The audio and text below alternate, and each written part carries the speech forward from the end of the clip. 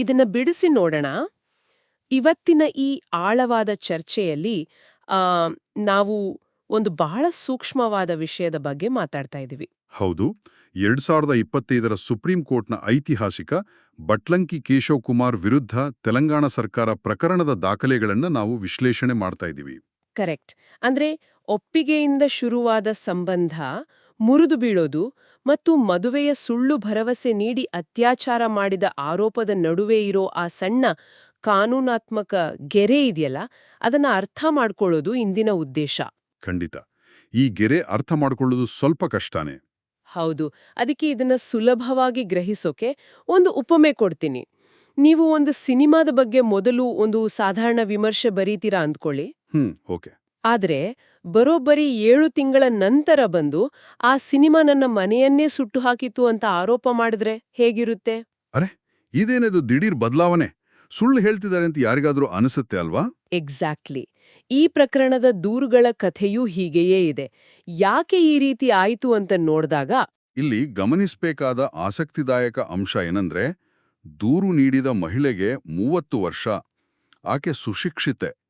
June 2021ರಲ್ಲಿ ಮೊದಲ ದೂರು ಕೊಟ್ಟಾಗ ಕೇವಲ ವಂಚನೆಯ ಬಗ್ಗೆ ಮಾತ್ರ ಹೇಳಿರ್ತಾರೆ. ಓಕೆ, ಬರೀ ವಂಚನೆ. ಹೌದು. ಆದರೆ ಫೆಬ್ರವರಿ 2022ರಲ್ಲಿ, ಅಂದ್ರೆ ಬರೋಬ್ಬರಿ 8 ತಿಂಗಳ ನಂತರ ಎರಡನೇ ದೂರು ಕೊಡ್ತಾರೆ. ಅದರಲ್ಲಿ ಹಳೆಯ ದಿನಾಂಕಗಳನ್ನು ಸೇರಿಸಿ ಅನೇಕ ಬಾರಿ ಅತ್ಯಾಚಾರ ಆಗಿದೆ ಮತ್ತು ಆಕೆ ಕೆಳಜಾತಿಯವಳು ಅನ್ನೋ ಕಾರಣಕ್ಕೆ ಮದುವೆ ನಿರಾಕರಿಸಿದ್ದಾರೆ ಅಂತ SC/ST ಕಾಯ್ದೆಯಡಿ ಗಂಭೀರ ಆರೋಪ ಮಾಡ್ತಾರೆ. ಇದು ಕೋರ್ಟ್ಗೆ ದೊಡ್ಡ ಅನುಮಾನ ತರಿಸುತ್ತೆ. ಹೌದು, ಖಂಡಿತ ತರಿಸುತ್ತೆ. ಒಂದು ನಿಮಿಷ, ನಾನಿಲ್ಲಿ ಸ್ವಲ್ಪ ವಿರೋಧ ವ್ಯಕ್ತಪಡಿಸ್ತೀನಿ. ಆ ದೈಹಿಕ ಅಥವಾ ಮಾನಸಿಕ ಆಘಾತ ಆದಾಗ ಸಂತ್ರಸ್ತರು ದೂರ ಕೊಡೋಕೆ ತಿಂಗಳುಗಟ್ಲೆ ಸಮಯ ತಗೊಳ್ಳೋದು ಅಥವಾ ನಿಧಾನವಾಗಿ ಘಟನೆಗಳನ್ನು ಹೇಳೋದು ಸಾಮಾನ್ಯ ಅಲ್ವಾ? ನೀವು ಕೇಳಿದ್ದು ಬಹಳ ಪ್ರಮುಖವಾದ ಪ್ರಶ್ನೆ. ಆಘಾತದಿಂದ ಹೊರಬರಲು ಸಮಯ ಬೇಕು ಅನ್ನೋದನ್ನ ಕಾನೂನು ಒಪ್ಪಿಕೊಳ್ಳುತ್ತೆ. ಆದ್ರೆ ಇಲ್ಲಿ ನ್ಯಾಯಾಲಯ ಇದನ್ನ ಸಹಜ ಆಘಾತ ಅಂತ ಯಾಕೆ ಪರಿಗಣಿಸಲಿಲ್ಲ? ಯಾಕಂದ್ರೆ ಇಲ್ಲಿ ಸಮಸ್ಯೆ ಆಗಿದ್ದು ಬರೀ ವಿಳಂಬ ಅಲ್ಲ, ಮೊದಲ ದೂರಿನಲ್ಲಿದ್ದ ಮರೆವು ಮತ್ತು ವೈರುಧ್ಯಗಳು. ಒಬ್ಬ ವಿದ್ಯಾವಂತ ಮಹಿಳೆ ತನ್ನ ಮೊದಲ ವಿಸ್ತೃತ ದೂರಿನಲ್ಲಿ ಆರ್ಥಿಕ ವಂಚನೆಯ ಬಗ್ಗೆ ಎಳೆಯಾಗಿ ವಿವರಿಸ್ತಾಳೆ. ಆದರೆ ಅತ್ಯಾಚಾರದಂತಹ ಗಂಭೀರ ಅಪರಾಧವನ್ನೇ ಮರೆತು ಬಿಡ್ತಾಳೆ ಅನ್ನೋದು ನಂಬೋಕ್ ಕಷ್ಟ ಅಲ್ವಾ? ಓಹೋ, ಅರ್ಥ ಆಯ್ತು. ಉದ್ದೇಶಪೂರ್ವಕವಾಗಿ ಗಂಭೀರಗೊಳಿಸೋ ತಂತ್ರ ಅಂತ ಕೋರ್ಟ್ಗೆ ಅನಿಸ್ತು. ಕರೆಕ್ಟ್. ಇಲ್ಲಿಯೇ ಇದು ನಿಜಕ್ಕೂ ಕುತೂಹಲಕಾರಿಯಾಗೋದು ಗೊತ್ತಾ? ಕೇವಲ ದೂರುಗಳ ಅಸಮಂಜಸತೆ ಮಾತ್ರ ಅಲ್ಲ, ಆ ಡಿಜಿಟಲ್ ಸಾಕ್ಷ್ಯಗಳು ಕಥೆಯ ದಿಕ್ಕನ್ನೇ ಬದಲಾಯಿಸಿದ್ವು. ವಾಟ್ಸ್ಆಪ್ ಸಾಕ್ಷಿಗಳು? ಹೌದು. ಸ್ವತಃ ಆ ಮಹಿಳೆಯೇ ತನ್ನನ್ನು ತಾನು ಮ್ಯಾನಿಪ್ಯುಲೇಟಿವ್ ಅಂದ್ರೆ ಕುತಂತ್ರಿ ಅಂತ ಕರ್ಕೊಂಡಿದ್ದು.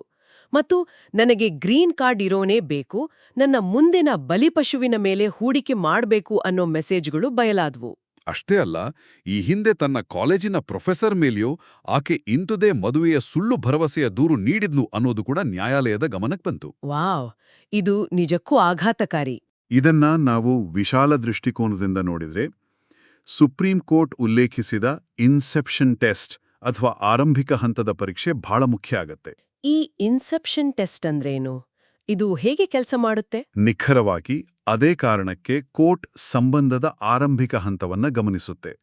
ಅತ್ಯಾಚಾರ ಅಂತ ಪರಿಗಣಿಸಬೇಕಾದ್ರೆ ಸಂಬಂಧದ ಆರಂಭದಿಂದಲೇ, ಅಂದ್ರೆ ವೆರಿ ಇನ್ಸೆಪ್ಷನಿಂದಲೇ ಆರೋಪಿಗೆ ಮದುವೆಯಾಗೋ ಉದ್ದೇಶ ಇರಲಿಲ್ಲ ಅಂತ ಸಾಬೀತಾಗಬೇಕು.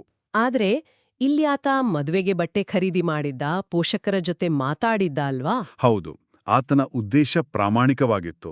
ಆದರೆ ಮಹಿಳೆಯ ಆಕ್ರಮಣಕಾರಿ ಮತ್ತು ನಿಯಂತ್ರಿಸುವ ವರ್ತನೆಯಿಂದ, ಆಕೆಯ ಬೆದರಿಕೆಗಳಿಗೆ ಹೆದರಿ ಆತ ಮದುವೆಯಿಂದ ಹಿಂದೆ ಸರಿದಿದ್ದ.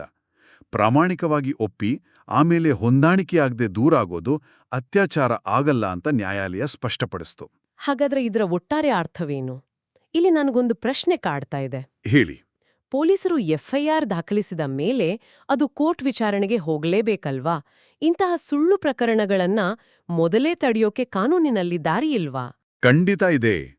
ಇಲ್ಲಿಯೇ ಸೆಕ್ಷನ್ 482 CRPC ಅಸ್ತ್ರವಾಗಿ ಬಳಕೆಯಾಗೋದು. ಓ, ಸೆಕ್ಷನ್ 482. ಹೌದು.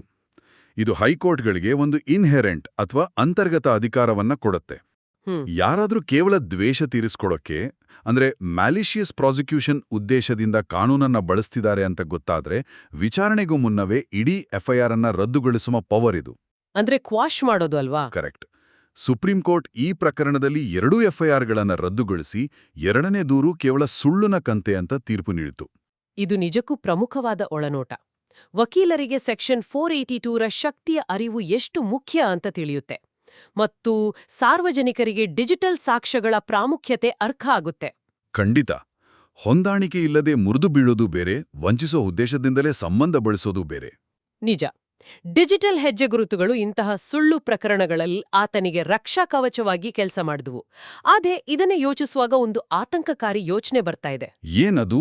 ಇಂದು ಈ ವಾಟ್ಸಾಪ್ ಮೆಸೇಜ್ಗಳು ಆತನನ್ನ ಉಳಿಸಿರ್ಬೋದು.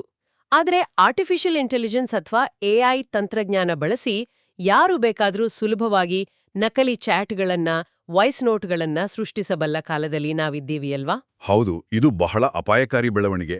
ಹೌದು. ನಮ್ಮ ಡಿಜಿಟಲ್ ಸಾಕ್ಷ್ಯಗಳನ್ನೇ ಸುಲಭವಾಗಿ ತಿರುಚಬಹುದಾದ ಭವಿಷ್ಯದಲ್ಲಿ ನಿಜವಾದ ಸಂತ್ರಸ್ತರು ಯಾರು ಮತ್ ಸುಳ್ಳು ಆರೋಪ ಮಾಡುವವರು ಯಾರು ಅಂತ ಕೋರ್ಟ್ಗಳು ಹೇಗೆ ಕಂಡುಹಿಡಿಲಿವೆ? ನಿಜವಾದ ಸಂತ್ರಸ್ತರನ್ನ ರಕ್ಷಿಸಲು ಮಾಡಿರೋ ಕಾನೂನುಗಳು ಸೇಡು ತೀರಿಸಿಕೊಳ್ಳುವ ಅಸ್ತ್ರಗಳಾಗಿ ಬಳಕೆಯಾಗದಂತೆ ತಡೆಯೋದು ಹೇಗೆ? ಇದು ನಾವೆಲ್ಲರೂ ಯೋಚಿಸಬೇಕಾದ ವಿಷಯ. ಖಂಡಿತ. ಸಮಾಜವಾಗಿ ನಾವು ಈ ನೈತಿಕ ಮತ್ತು ಕಾನೂನಾತ್ಮಕ ಗೆರೆಯನ್ನ ಹೇಗೆ ಎಳೆಯಬೇಕು ಅನ್ನೋ ಒಂದು ಕುತೂಹಲಕಾರಿ ಮತ್ ಕೊಂಚ ಭಯ ಹುಟ್ಟಿಸುವ ಪ್ರಶ್ನೆಯೊಂದಿಗೆ ಇಂದಿನ ಚರ್ಚೆಯನ್ನ ಮುಗಿಸೋಣ.